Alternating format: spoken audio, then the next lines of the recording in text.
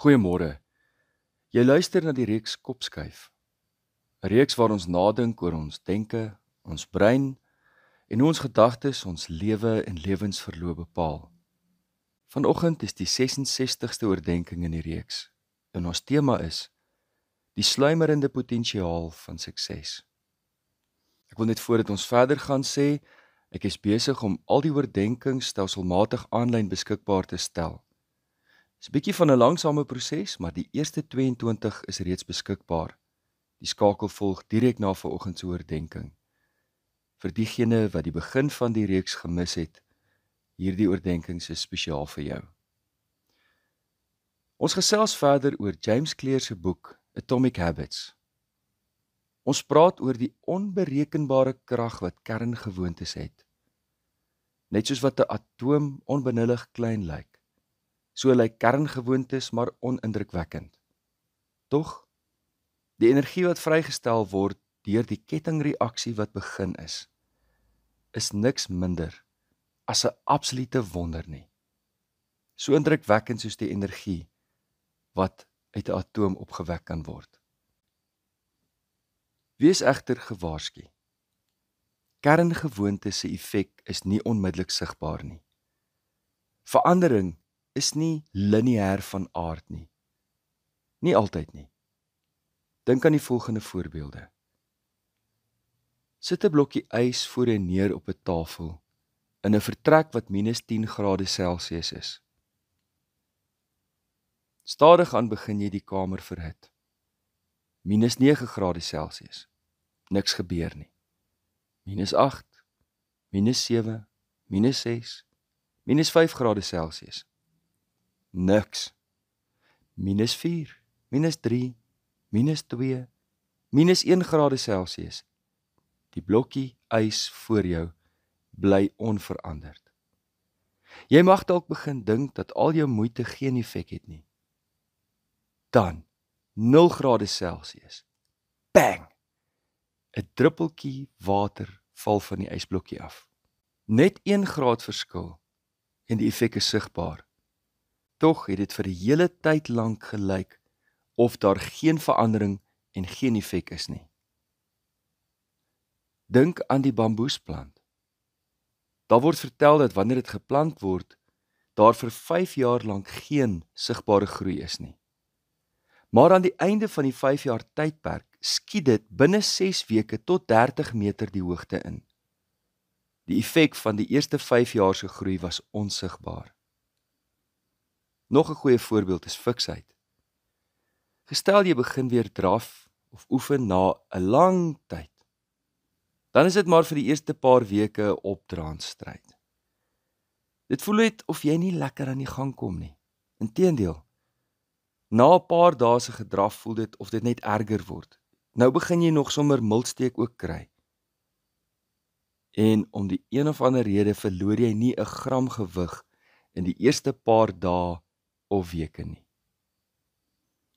Die skrywer verwys na hierdie vroeë en middelfase van nuwe kerngewoontes as die vallei van teleurstelling. Is so 'n mooi beeld. Jy verwag dat met al die moeite wat jy nou insit, moet daar ten minste nou vrug op jou arbeid wees. Maar dit voel of jy geen opbrengs op jou beleggings kry nie. En dit is die rede waarom so baie mense tou opgooi. Hulle maak veranderinge, sien nie onmiddellik die opbrengste nie en besluit om te stop. As hulle maar net besef het dat na die vallei van teleurstelling is daar 'n vallei van latente potensiaal. Om te kla in die vallei van teleurstelling dat die vallei van latente potensiaal nie aanbreek nie, is om na 'n ysblokkie te staar in die graadverwisseling voor 0°C. Om die bamboesplant te verwyd oor 5 jaar waar daar niks gebeur nie. En so ook jou liggaam te verwyd omdat jy nie dadelik na maande of jare, en verskoon my woorde, luiheid dadelik beloon word nie. Maar wanneer jy egter, in Dani Botha se woorde, uithou, aanhou, altyd voortgaan, sal mense wat van buite af inkyk op jou lewe, dink jy het oornag sukses bereik. Al jou pogings was nie verniet nie, want die sluimerende potensiaal was die hele tyd gestoor, dag vir dag, met elke inset wat jy gelewer het. En uiteindelik het die slijmere potensiaal ontluik. Wanneer jy moedeloos word, dink aan die klipkapper, wat 100 keer weghamer, aanhou kap, kap, kap. 99 keer gebeur daar niks. Nie eers soveel as 'n kraakie nie. Maar met die 100ste kap breek die rots in twee. Dan sal jy weet, dit was nie die laaste kap nie, maar elke een van daardie vorige hamerslae wat die rots in twee laat breek het. Alle groot deurbrake in die lewe kom van 'n klein begin af, 'n klein besluit, 'n kernkeuse. Om 'n slegte gewoonte te breek, is soos om 'n reuse indringerboom te laat val. Om 'n nuwe een te begin, is soos om 'n klein saadjie te plant. Vir baie mense is dit een te veel. Maar vir die wat geduld en deursettingsvermoë het, sal die nuwe gewoontes uitloop en soos 'n seder op die Libanon sterk en stewig staan. Laat die woorde van Zig Ziglar jou inspireer. Dit was karakter wat ons uit die bed gekry het, toewyding wat ons tot aksie beweeg het, en dissipline wat ons laat deurdruk het. Waar vind ek jou op hierdie maandagoggend? Ons gebed kom vanmôre uit Efesiërs 5. Hemelvader, ons hoor Paulus se woorde. Word wakker jy wat slaap en staan op uit die dood, en Christus sal sy lig oor jou laat skyn.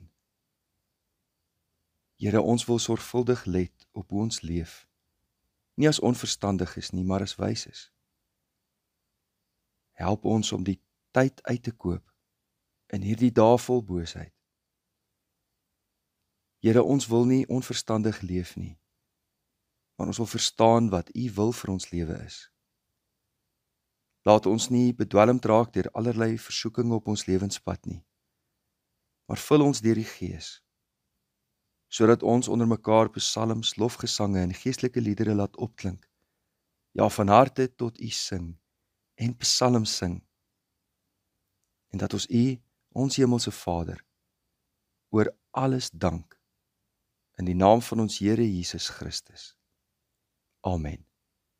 Liefde en 'n geseënde week vir elkeen.